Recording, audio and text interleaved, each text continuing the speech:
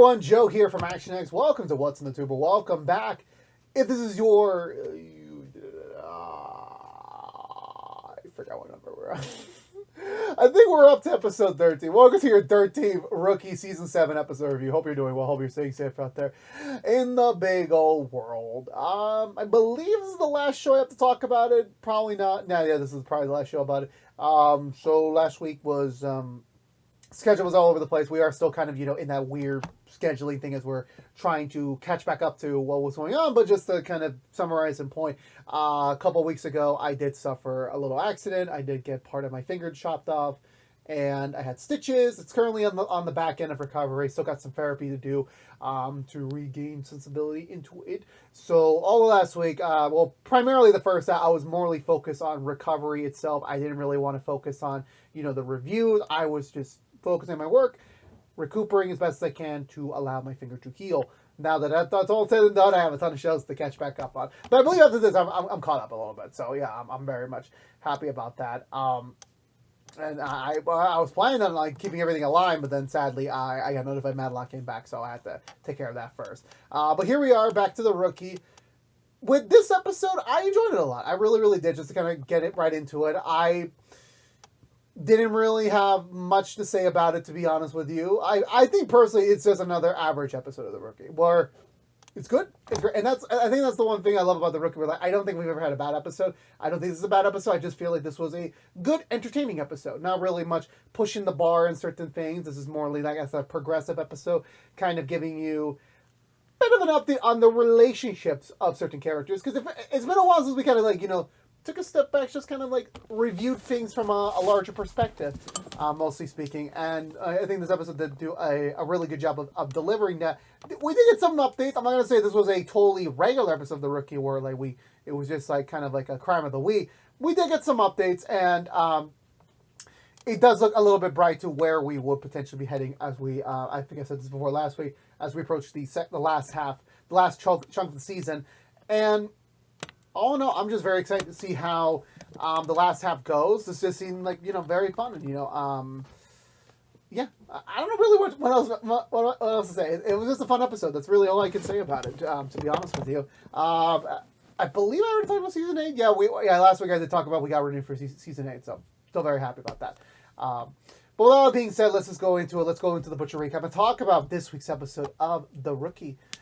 I want to say we begin with... I know there was a mini scene just before this. I don't believe... Actually, did we get a mini scene?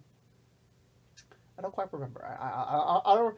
Oh, yeah, we do. We're in Shangri-La, and Miles is getting some sleep. Obviously, he has moved it officially into the police lot a while ago. I don't know why I said that. It's a new thing.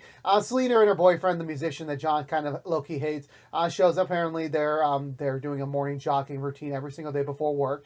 And what I found a little ironic about this is that it kind of just seems like the musician guy is just replacing Ridley, and I'm just like, yeah, I completely forgot about Ridley for a second. I'm like, oh yeah, we're gonna get back to him. I don't quite remember. I know he's still gonna do that lawsuit, but. Water on the bridge.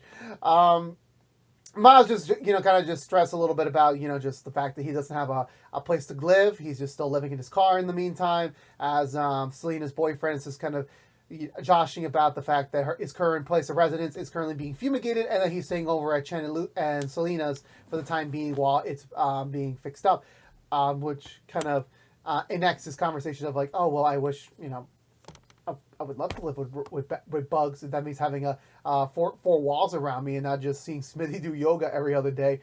So the three of them run out while Nolan and Bailey are making some moves against their plea to adopt. As they have a meeting with one of the representatives of a local adoption center to try and get on the waiting list to be selected for adoption.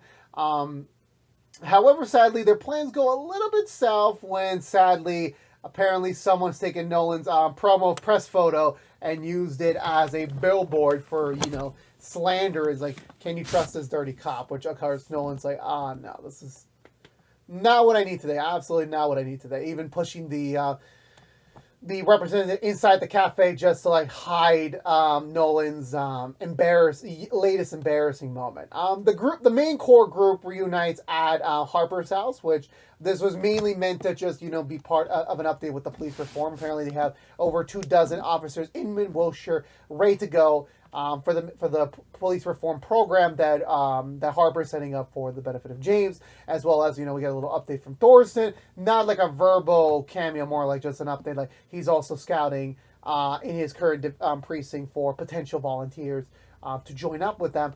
However, they're now making as much progress as possible, especially with the billboard now plastering with Nolan's face, where Wesley does confirm, sadly, because technically it's left a little bit ambiguous. It's not technically slander, so technically Nolan cannot pursue legal charges against us. However, then of course, I don't even know why I said however, sadly that Nolan does get bummed out, as this will be another obstacle in his road to try to get children with Bailey. So this definitely is a major hindrance in that front. I believe, do we go to the bullpen? I don't believe we do. I could be completely wrong.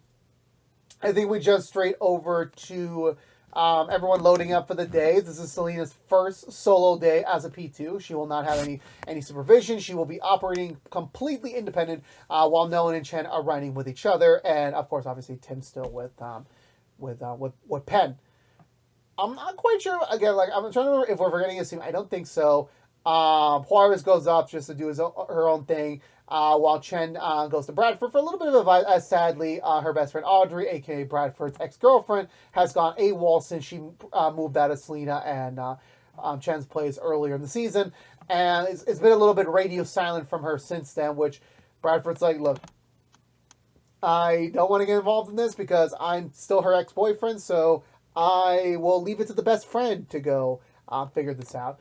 And I just love this the line here where Nolan's like, you want to hear my 2 cents? Which I'm like, yeah, I know, Nolan. It's been a while since you and Chen, I don't think these two have ever had, like, extended interactions by themselves in a while. I could be wrong, though. Like, again, I watch too many Rookie episodes per year, so I'm like, I completely forgot if, like, they've even had a moment where they're just talking casually, without having a group present, without having Bradford present, without having a third entity present, which Jen's like, okay, yeah, sure, I would like to hear. And all he has to say is that maybe she is going for something, maybe she doesn't want to talk about it, all she needs is a friendly shoulder to talk to. Which, again, it may sound very simple advice, but it does end up working in their seed. Juarez makes a triple arrest back-to-back as she talks to her boyfriend on the phone while he is contemplating and also asking her permission to move his temporary recording equipment over to their place so he can continue working while he is staying at home, at their house.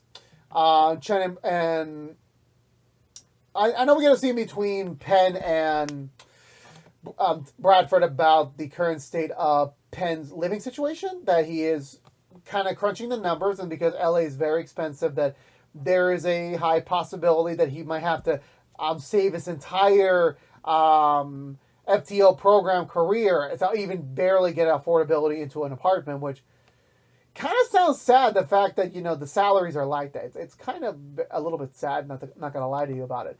Bradford's just like, still motivating him, like, yeah, well, still very much just another road in your quest to start a brand new life here in LA. Meanwhile, we switch the conversation over to Chen and Nolan, who are having some silence. It's quiet. It's too quiet. But however, Nolan decides to use this to his advantage. Just say, look, if you want to call her up, go ahead. I perfectly have no problem with that. So Chen does. Audrey does pick up, and very quick, very on the market on that. Apparently, she had a job lined up with Gray's wife at the hospital. However, she decided to not show up. So very much confusion on that. So she just rushly hangs up the call, and then that leaves Chen with even more puzzling questions as they're approaching nearby speeding car. They pull him over. However, before they can go over to assert probably a very simple speeding ticket, a nearby motorist shows up and deadass throws a grenade in there, blowing up the whole car, killing the person. And I'm just like, damn. We're leaning towards the grenades now. Okay.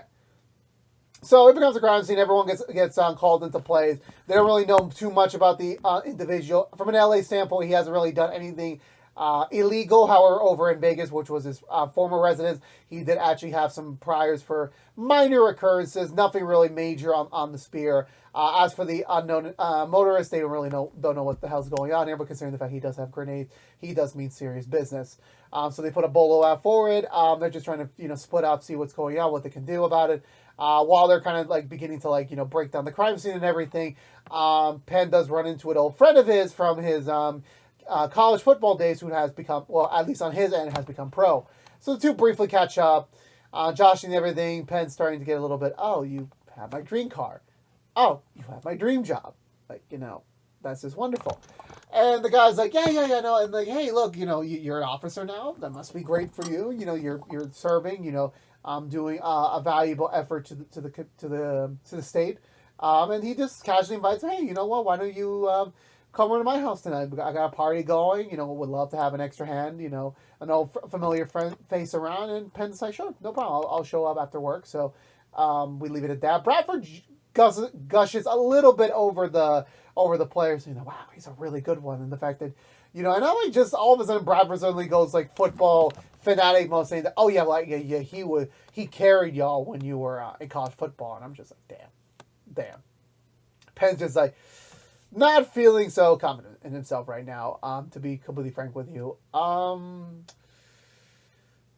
Yeah, I think Juarez gets another call from her boyfriend as he has officially moved a lot of his recording equipment over to their place temporarily, which Juarez is not happy about, since, again, Chen has allowed temporarily for him to stay over while his place is being fumigated. However, moving his stuff in there is something that's like, yeah, it's a big, real no-no, at least for right now.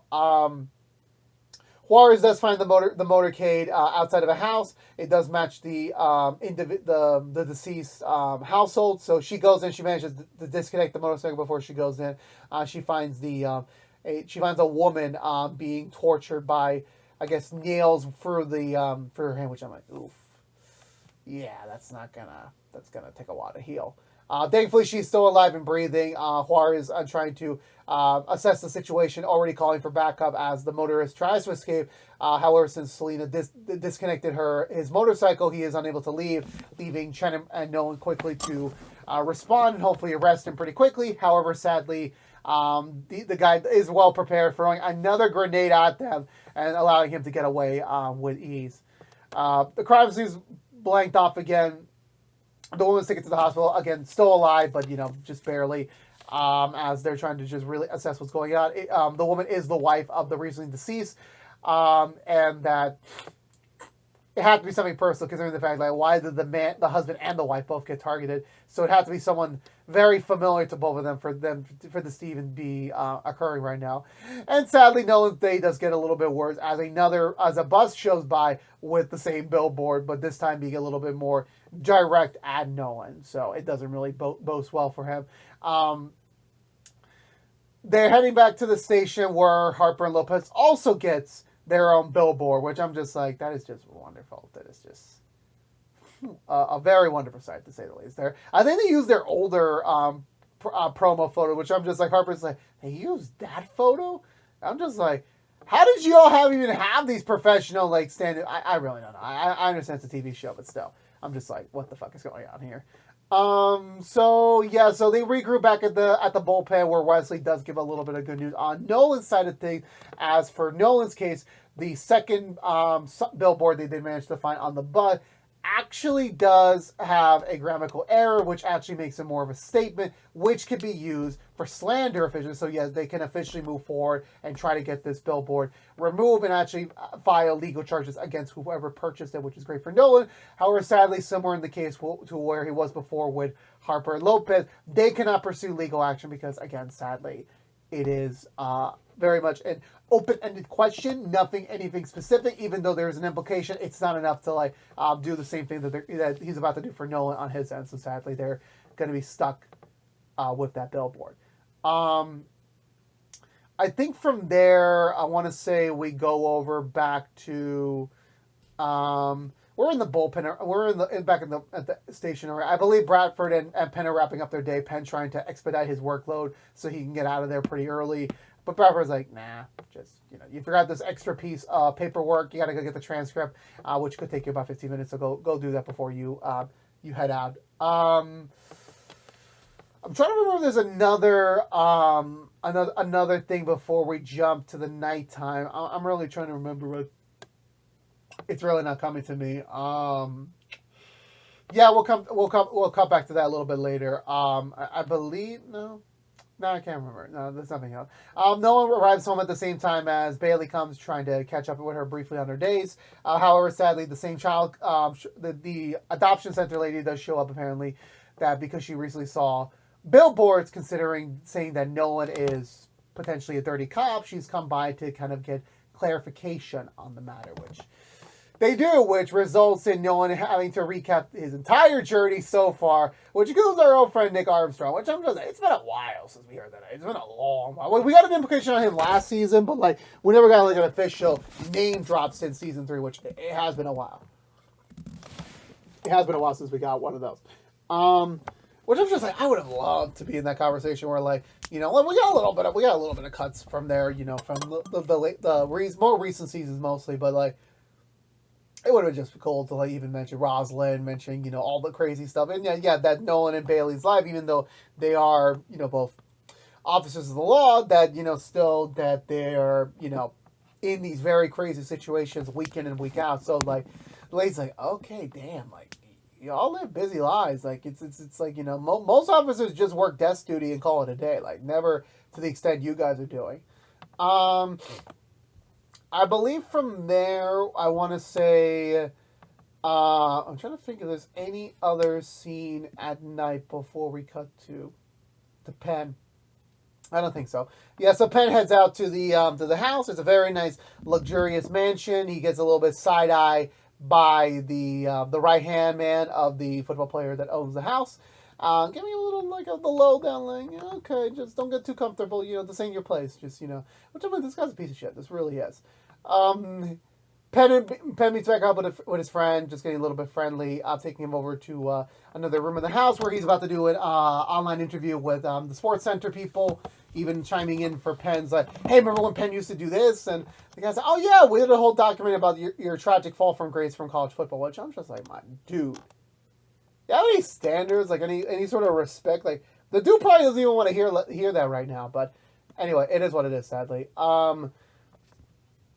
I want to say from there, yeah, so Penn kind of gets a little bit mopey, sadly, which is, of course, 100% validated. He wanders around the house where he does notice the right-hand man kind of already, stealing gold chains from the main football player's personal jewelry box, which Penn tries to call him out for, but the guy's hey, look, he's already given me approval to, come in, just kind of let me borrow some stuff, he's got some good shit, pardon my French. And, Penn doesn't really believe him, and the guy also gets in his face, yeah, well, listen, enjoy yourself, because this might be the only time you'll be living it up in here, so, hope you enjoy your time here. So, sadly, Penn has to kind of take that in stride and, start walking away. Eventually, Nolan and Bailey do finish their very, very, very long interview with the adoption center lady. However, she does kind of give them a heads up that because they leave very, let's just be honest, dangerous lives, because they're getting into always some sort of conflict each and every week, that even if they get an approval, there's a high possibility that because of their information that a lot of people would not want to give their children to them just because they're just doing too much. Apologies for the yawn. So they're gonna have to take it to stride. What is their next move after that? What to do with that next? Penn wanders around the house. It's already 4 a.m., which I'm just I haven't been up since 4 a.m. in a long time. Usually I'm already knocked out by 4. He wanders around and he does find Chen's friend already there, Audrey, kind of getting a little bit too drunk, getting a little bit not played up, but talked to by another guy. Obviously, Penn tries to interject, trying to make conversation with her. The other guy says, hey, look, I'm already talking to her, so beat it. So Penn does take him down, just tell him to get away from her, as Audrey to say, you know what? You're going to be my new guy. You can be, let's go party and everything. But Penn's no. I don't think you're well.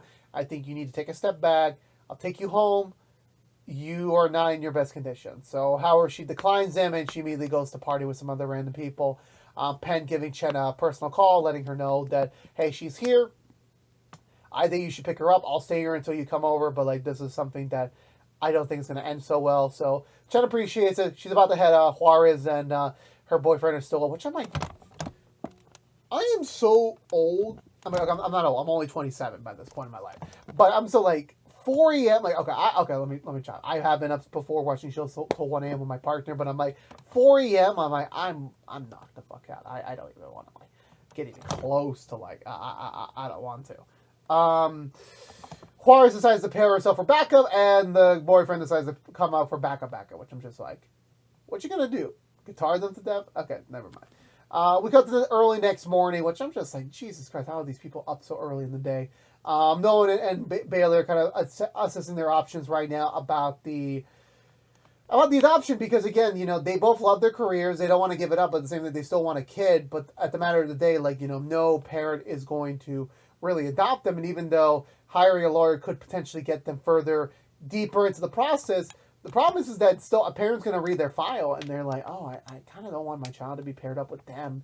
And they even know as a solid point, like, what if we have a kid and then, something happens to us while we're on the line of duty? Or if we both die on the line of duty, like, who raises the kid? Where does he go? Like, they don't have any very much solidified family between them that can take care of them. Which, it does suck, to be honest with you. It really does suck. So the two are kind of weighing their options, and it kind of seems like they kind of have no choice but to sadly have to like give up getting a child, because again, right now for them, their jobs are their happiness, and they love their lifestyle, and as much as they would love to have a child, it wouldn't be right for them to have to give it up. So they decide not to do it, to not go with having children, which I think is honestly a really major decision, and also kind of puts into question what have we been doing for the last season. Anyway, so beyond getting to that, I believe we cut over back to the house where Lucy, Juarez and Juarez's boyfriend show up to kind of get Audrey out of here. They immediately do find her. However, she's very much not in the mood to go. She doesn't want to leave. She just wants to stay here. So party. That's all she wants to do. To be frank with you, so she skedadders off somewhere else.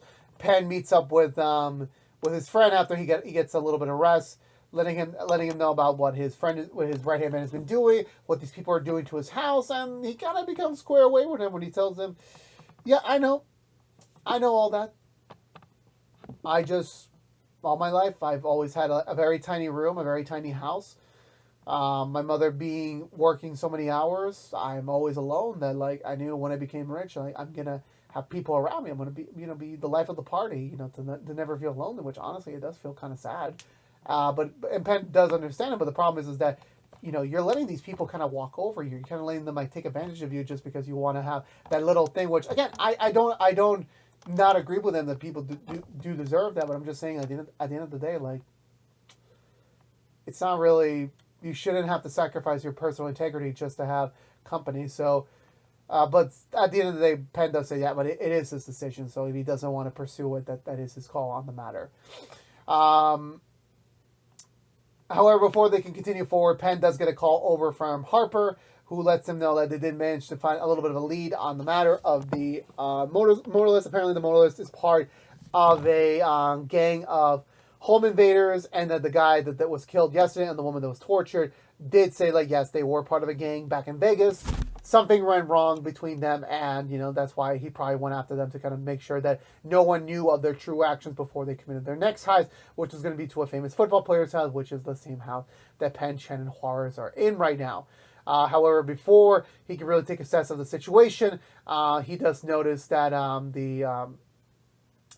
the friend does give everyone a beverage, a smoothie to kind of, get through the day. Then as soon as the first thing that should have been crossing his mind that, Harper say, oh, yeah, by the way, there's an inside man to the mansion that's willing to, like, upfront everything, which this is where Penn realizes this has all been a ruse. The player and the security guard are slowly knocked out as the two home invaders show up to kind of, take over the house.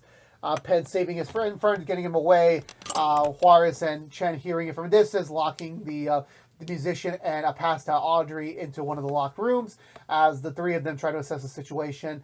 Penn taking care of his friend's right-hand man in the pool, which I'm just like, who puts a pool in the middle of their house?